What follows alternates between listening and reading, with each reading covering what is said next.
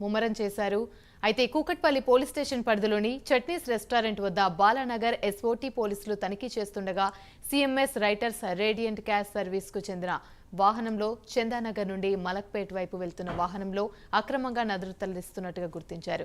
EC జారీ చేసిన QR code మూడింటిలో రెండింటిని స్లిప్స్ లేకపోవడంతో 10,52,606 రూపాయలను సీజ్ చేశారు.